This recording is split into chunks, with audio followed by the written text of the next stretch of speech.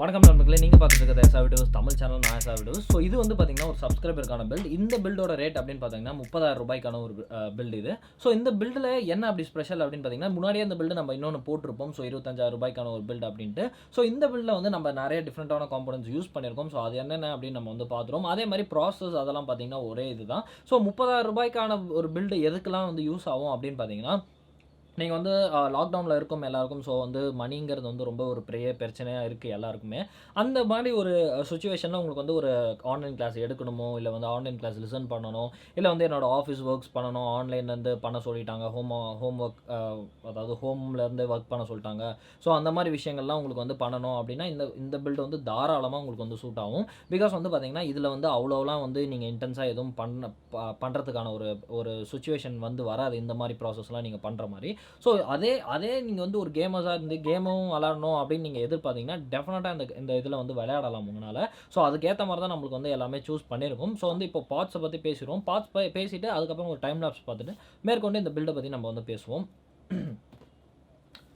So first பார்த்தீங்கன்னா நமக்கு வந்து ப்ராசஸர் இருக்குது. Ryzen 3 3200G ப்ராசஸர் வந்து யூஸ் பண்ணியிருக்கோம். ஸோ இது வந்து APU அப்படின்னு சொல்லுவாங்க. எதனால் அப்படின்னு பார்த்தீங்கன்னா CPU + GPU காம்பினேஷனாக இந்த ப்ராசஸரில் வந்து இருக்கும். ஸோ இந்த ப்ராசஸர் நீங்கள் போடுறது மூலமாக உங்களுக்கு வந்து எக்ஸ்டர்னலாக ஒரு GPU வந்து வாங்கி போடணும், ஒரு 10,000 20,000 GPU வாங்கி போடணும் அப்படிங்கிற ஒரு ப்ராப்ளம் இருக்காது. ஸோ அது மூலமாக உங்கள் பட்ஜெட்டும் வந்து நீங்கள் கம்மி பண்ணலாம். இது வந்து பார்த்தீங்கன்னா 4 கோர் 4 த்ரெட் ப்ராசஸர், அதாவது APU. ஸோ இதோட பேஸ் கிளாக் ஃப்ரீக்வன்சி 3.6 GHz இருக்கும். அதே மாதிரி பூஸ்ட் கிளாக் ஃப்ரீக்வன்சி அப்படின்னு பார்த்தீங்கன்னா 4 GHz இருக்கும் நம்மளுக்கு. ஸோ இந்த ப்ராசஸர் யூஸ் பண்ணுறது மூலமாக உங்களுக்கு நான் முன்னாடியே சொன்ன மாதிரி எல்லா டாஸ்க்குமே பண்ணலாம். அடிஷனலாக கேமர்ஸ் அப்படின்னு பார்த்தீங்கன்னா நீங்கள் வந்து தாராளமாக FPS கேம்ஸ் எல்லாமே இதில் வந்து விளையாடலாம். ஒரு கான்ஸ்டண்ட்டாக ஒரு லோ செட்டிங்ஸில் உங்களுக்கு 60 FPS உங்களுக்கு வந்து கொடுக்கும் இந்த ப்ராசஸர்.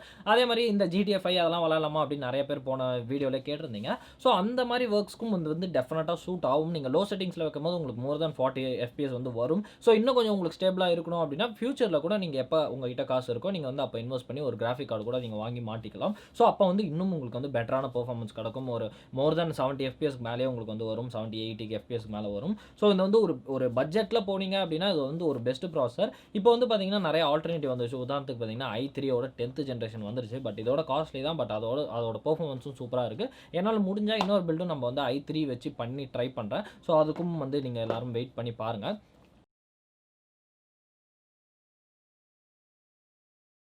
ஸோ மதர் போர்டு அப்படின்னு பார்க்கும்போது ஆஸ்ட்ராக்ல வந்து A320M மதர் போர்டு வந்து சூஸ் பண்ணியிருக்கோம். ஸோ இது வந்து ஒரு மைக்ரோ ATX மதர் போர்டு. நம்மளுக்கு இந்த பில்டுக்கு வந்து மோர் தென் எனஃப் அப்படின்னு சொல்லுவேன். ஒரு சஃபிஷியண்டாக இருக்கும். ஃபியூச்சர்லையும் உங்களுக்கு கிராஃபிக் கார்டு போடுறதுக்கு எல்லாத்துக்குமே வந்து சஃபிஷியண்டாகவே இருக்கும் நம்மளுக்கு. ஸோ இந்த பில்டில் பார்த்தீங்கன்னா M.2 சப்போர்ட்டும் இருக்குது. நீங்கள் வந்து NVMe M.2 போடணும் அப்படின்னா டெஃபினட்டாக வந்து போட்டுக்கலாம். ஸோ 2 RAM ஸ்லாட் தான் இருக்கும் உங்களுக்கு. ஆப்வியஸாக மைக்ரோ ATX மதர் போர்டு கம்மியான ப்ரைஸில் வாங்கும்போது உங்களுக்கு வந்து 2 RAM ஸ்லாட் தான் இருக்கும். ஸோ நீங்கள் வந்து ஒரு RAM ஸ்லாட் 8GB, இன்னொன்று வந்து ஃபியூச்சரில் இன்னொரு 8GB வாங்கி 16GB கூட போட்டுக்கலாம். பிகாஸ் இந்த பில்டுக்கு வந்து 16GB வந்து ஒரு மோர் தென் எனஃபான ஒரு ரேம் தான். பிகாஸ் நீங்கள் வந்து அதுக்கு மேலே ஒரு ப்ராசஸ் வந்து பண்ண போகிறதில்ல. எப்படியா இருந்தாலும் அவ்வளோ ரேம் கன்சியூம் பண்ணுற ஒரு ப்ராசஸ்லாம். அதே மாதிரி இந்த மதர் போர்டில் பார்த்தீங்கன்னா நம்மளுக்கு போர்ட்ஸ் எல்லாமே முக்கியம். எதனால் அப்படின்னு பார்த்தீங்கன்னா GPU இல்லாதனால நம்மளுக்கு வந்து பார்த்தீங்கன்னா VGA போட்டிருக்கு, அதே மாதிரி DVI-D போட்டிருக்கு, அப்புறம் HDMI போட்டிருக்கு, அதே மாதிரி USB 3.1 Gen 1 போர்ட் வந்து பார்த்தீங்கன்னா 4 கொடுத்துருக்காங்க. ஸோ லேண்ட் கேபிளுக்கும் போட்டிருக்கு, மைக்ரோஃபோன் அப்புறம் வந்து உங்களோட ஹெட்ஃபோன்ஸ்லாம் கனெக்ட் பண்ண போட்டிருக்கு நம்மளுக்கு. அதே மாதிரி USB 2.0 போர்ட்டும் 2 இருக்குது நம்மளுக்கு.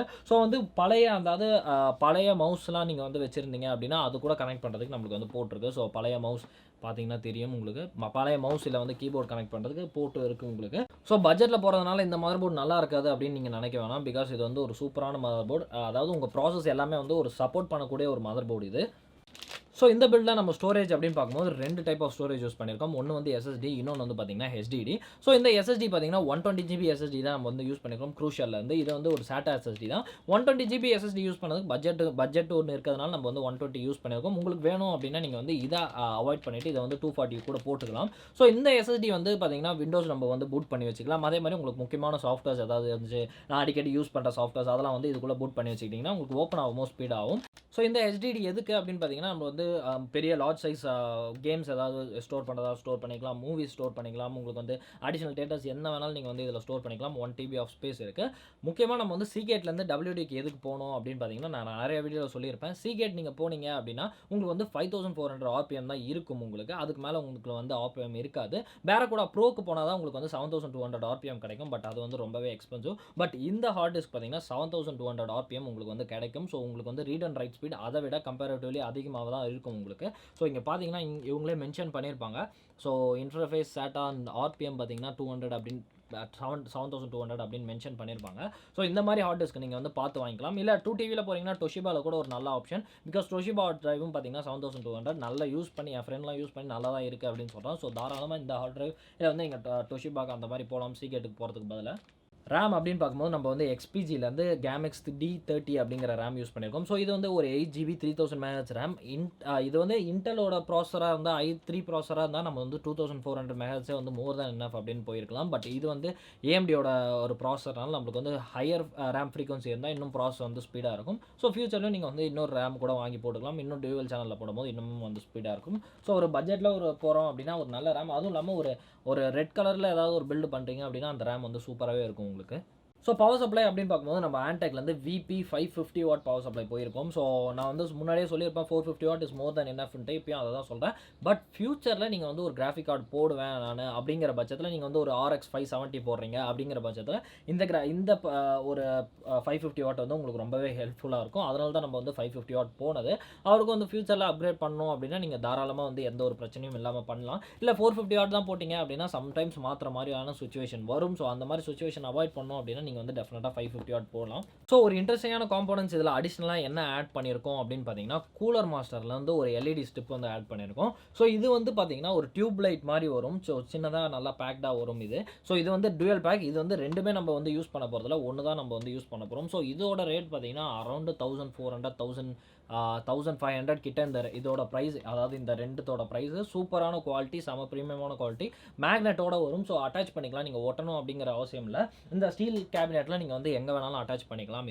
இது ஆனால் பார்த்தீங்கன்னா டிஃபால்ட்டாக ரெட் கலரில் மட்டும்தான் எரியும், எப்பயுமே எரியும். இதை வந்து கண்ட்ரோல் பண்ண முடியாது உங்களால். ஆனால் பார்த்தீங்கன்னா செம ஒரு க்ளோவாக இருக்கும் உங்களுக்கு. ஸோ ஒரு நல்ல ஒரு அப்கிரேடாக இருக்கட்டும் அப்படின்ட்டு நான் வந்து இது அவங்கக்கிட்ட கேட்டுட்டு போட்டேன் நான்.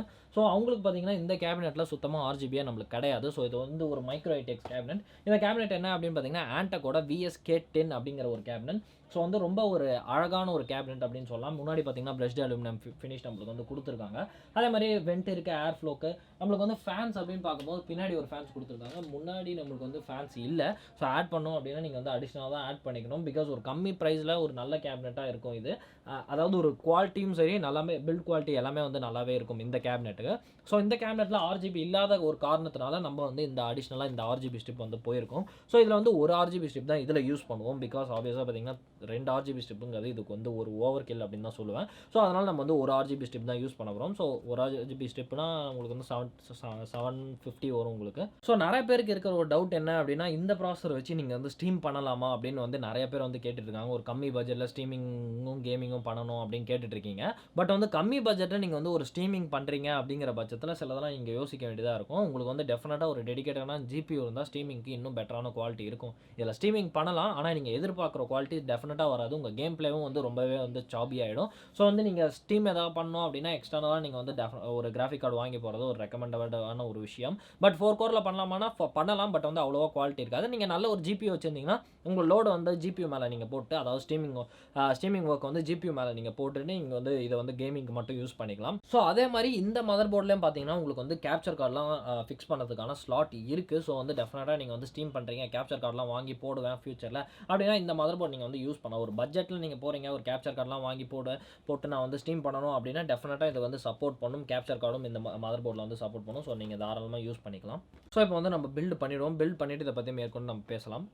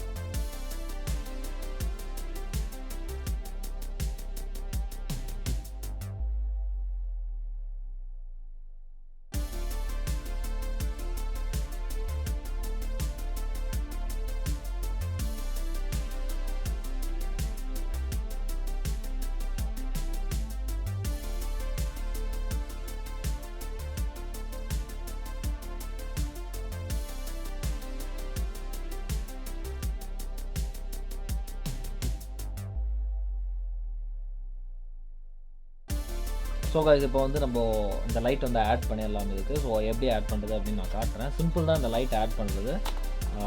ஸோ ஓப்பன் பண்ணிப்போம். ஓப்பன் பண்ணி பார்த்தோம் அப்படின்னா 2 இருக்கும் நம்மளுக்கு. ஸோ 2 லைட் ஸ்ட்ரிப் இருக்கும். ஸோ இதில் வந்து ஒரு லைட் ஸ்ட்ரிப்பை நம்ம வந்து யூஸ் பண்ண போகிறோம். ஸோ இது வந்து பார்த்திங்கன்னா ரெட் கலரில் மட்டும்தான் எரியும். கூலர் மாஸ்டரில் வந்து செம்ம க்ளீனாக இருக்கும், செம்ம ப்ரைட்டாக இருக்கும் நம்மளுக்கு. ஸோ டியூப் லைட் மாதிரி இருக்கும் நம்மளுக்கு. ஸோ இந்த லைட் வந்து இப்போ நம்ம இதுக்குள்ளே போட்டுடலாம். ஸோ இந்த அடாப்டர் பார்த்திங்கன்னா நீங்கள் இதுக்கு ஹார்ட் டிஸ்க்லாம் பவர் கொடுப்பீங்களா, சேட்டா கேபிள், சேட்டா பவர், அந்த அடாப்டருக்கு நீங்கள் வந்து கனெக்ட் பண்ணணும் இதை. ஸோ இதை எங்கே நம்ம வைக்க போகிறோம் அப்படின்னா கேபினட்டோட முன் பக்கம் வைக்க போகிறோம். ஸோ பார்த்தீங்கன்னா மேக்னெட் இது. ஸோ அட்டாச் ஆகிருக்கும் உங்களுக்கு, எந்த இடத்துல வேணாலும் நீங்கள் வந்து வச்சுக்கலாம். ஸோ இங்கே நாளும் நீங்கள் வந்து அட்டாச் பண்ணிக்கலாம். So this is magnet. So நம்ம வந்து மேலே அட்டாச் பண்ணுறோம். ஸோ அட்டாச் பண்ணிவிட்டு கேபிள் வந்து நம்ம பின்பக்கம் வழியாக எடுத்துகிட்டு போயிடலாம் ஃபுல்லாக. ஸோ எடுத்துகிட்டு போயிட்டோம் அப்படின்னா அட்டாச் ஆகிடும் நம்மளுக்கு. ஸோ இப்போ இந்த கேபிள் இருக்குது. ஸோ இதை வந்து இது கூட கனெக்ட் பண்ணி பவர் கொடுத்துடலாம்.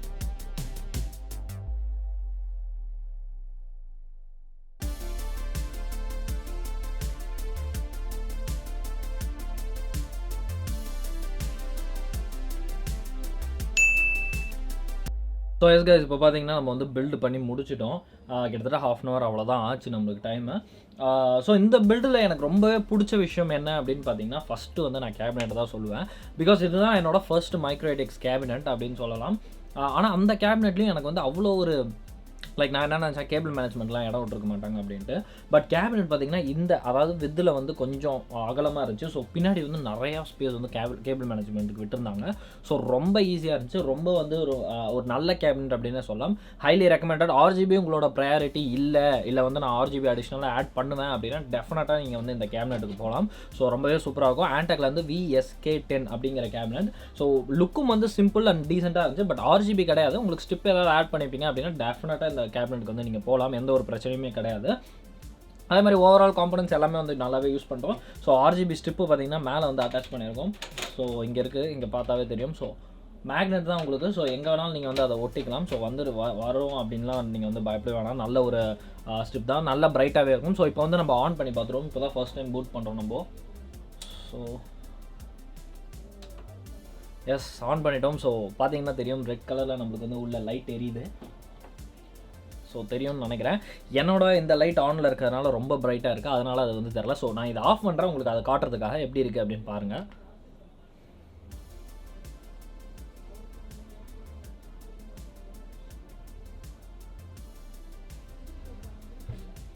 ஸோ பார்த்தீங்கன்னாவே தெரியும் எவ்வளோ பிரைட்டாக இருக்குது அப்படின்ட்டு. ஸோ உங்களுக்கு பார்த்துருப்பீங்க எவ்வளோ பிரைட்டாக இருக்குன்ட்டு. இப்போ இந்த லைட் வந்து ரொம்ப பிரைட்டாக, அதனால் உங்களுக்கு வந்து அது சுத்தமாக தெரில. நார்மல் டியூப் லைட்டோட 4-5 மடங்கு அதிக பிரைட்னஸ் கொடுக்கும். அதனால் உங்களுக்கு வந்து அது தெரியாமல் இருக்குது. பட் ஆஃப் பண்ணேன் அப்படின்னா உங்களுக்கு எவ்வளோ அழகாக தெரியுது அப்படின்னு பாருங்கள். கீழே வரைக்கும் தெரியுது நம்மளுக்கு. ஸோ இங்கே வரைக்கும் தெரியுது. நீங்கள் கிளாஸ் போட்டிங்கனாலும் சூப்பராகவே தெரியும். ஸோ ஒரு நல்ல லுக்கு வரும். ரெட் கலர் தான் இதோட டிஃபால்ட். இது ஏதாவது ஒரு ரெட் கலர் தீம் அந்த மாதிரி போட்டிங்கன்னா நீங்கள் தாராளமாக யூஸ் பண்ணலாம். ஸோ ஆஸ்ட்ராக்னு வந்துருச்சு, நம்மளுக்கு வந்து பூட் ஆயிடுச்சு அப்படின்னு அர்த்தம்.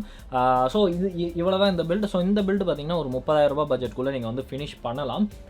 ஸோ ஃபியூச்சர் ப்ரூஃபாகவும் இருக்கும். நீங்கள் கிராஃபிக் கார்டு போடவும் நம்மளுக்கு வந்து ஸ்லாட் இருக்குது. அதே மாதிரி நீங்கள் கேப்சர் கார்டு ஏதாவது போடுறீங்கனாலும் உங்களுக்கு வந்து ஸ்லாட் இருக்குது. ஸோ ஃபியூச்சரில் நீங்கள் வந்து எது வேணாலும் போட்டுக்கலாம் இதில். அதே மாதிரி மதர் போர்ட்லேயே பார்த்தீங்கன்னா நமக்கு வந்து 4 சேட்டா போர்ட்டும் இருக்குது. ஸோ 4 ஹார்ட் டிரைவ் வரைக்கும் நீங்கள் கனெக்ட் பண்ணிக்கலாம். NVMe SSD server Ultra M.2 அப்படிங்கிற போர்ட் இருக்குது. இன்னொரு ரேம் ஸ்லாட் இருக்குது. ஸோ இன்னொரு ஒரு 4-5 வருஷத்துக்கு உங்களுக்கு வந்து சாலிடாக ஒர்க் ஆகும் இந்த சிஸ்டம். ஸோ இந்த மாதிரி உங்களுக்கும் பில்டு ஏதாவது வேணும் அப்படின்னா நீங்கள் வந்து Instagram இல்லை வந்து Gmail மூலமாக என்னை வந்து காண்டாக்ட் பண்ணலாம். ஸோ Instagram காண்டாக்ட் பண்ணுறவங்க கொஞ்சம் தெளிவான டீட்டெயில்ஸ் இல்லை வந்து உங்களோட ஃபோன் நம்பர் அதெல்லாம் கொடுத்தீங்கன்னா எனக்கு கொஞ்சம் கால் பண்ண ஈஸியாக இருக்கும்.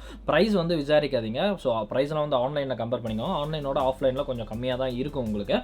ஸோ அதை கம்பேர் பண்ணிட்டு உங்களுக்கு ரெடி அப்படின்னா நீங்கள் வந்து டெஃபினட்டாக காண்டாக்ட் பண்ணுங்கள். நம்ம வந்து சூப்பராகவே பில்ட் பண்ணி கொடுத்துருவோம். அதை விட்டு ப்ரைஸ் அதெல்லாம் வந்து கேட்டுட்டு இருந்தீங்கன்னா நம்மளுக்கு வந்து ரிப்ளை பண்ணுறதுக்கும் கொஞ்சம் கஷ்டமாக இருக்கும். எதனால் சொல்கிறேன் அப்படின்னு நீங்கள் புரிஞ்சுப்பீங்க அப்படின்னு நினைக்கிறேன். டெய்லி 50 பேருக்கு மேலே நம்மளுக்கு வந்து மெசேஜ் அனுப்புறாங்க. ஸோ எல்லாருக்கும் ஒரே டீட்டெயில்ஸ் அனுப்புறது ரொம்பவே வெறுப்பாக இருக்கும். ஸோ நீங்கள் வந்து தெளிவாக வந்து ஒரு இதுதான் ஃபிக்ஸ் பண்ணிவிட்டு நீங்கள் வந்து வந்தீங்கன்னா நம்ம வந்து அந்த பட்ஜெட்க்கு ஏற்ற மாதிரி சூப்பராகவே உங்களுக்கு பண்ணி கொடுக்கலாம். ஸோ Instagramலேயே என்னை ஃபாலோ பண்ணல அப்படின்னா நீங்கள் வந்து ஃபாலோ பண்ணிக்கோங்க. ஏன்னால நிறையா டெக் அப்டேட்ஸ் வருவாங்க. அதே மாதிரி உங்களுக்கு வந்து நான் இப்போ கரண்ட்டாக என்ன பண்ணிகிட்டு இருக்கேன் அந்த மாதிரி எல்லா அப்டேட்ஸும் உங்களுக்கு வந்து இன்ஸ்டாகிராமில் வரும். ஸோ மறக்காமல் ஃபாலோ பண்ணிக்கோங்க. லிங்க்கில் வந்து டிஸ்கிரிப்ஷனில் வந்து லிங்க் கொடுத்துருங்க. ஸோ டெஃபினட்டாக செக் பண்ணி பாருங்கள். ஸோ இந்த வீடியோ அவ்வளோதான். இந்த வீடியோ உங்களுக்கு பிடிக்கும் அப்படின்னு நம்புறேன். ஸோ பிடிச்சிருந்தா லைக் பண்ணுங்கள், ஷேர் பண்ணுங்கள், சப்ஸ்கிரைப் பண்ணுங்கள் சேனலுக்கு. ஏதாவது உங்கள் ஃப்ரெண்ட்ஸ் பட்ஜெட்டில் ஏதாவது பிசி பில்ட் பண்ணணும்னாலும் இந்த வீடியோ வந்து நீங்கள் அவங்களுக்கு காட்டுங்க. ஸோ ரொம்பவே யூஸ்ஃபுல்லாக இருக்கும். அடுத்த வீடியோவில் சந்திக்கிறேன். நன்றி.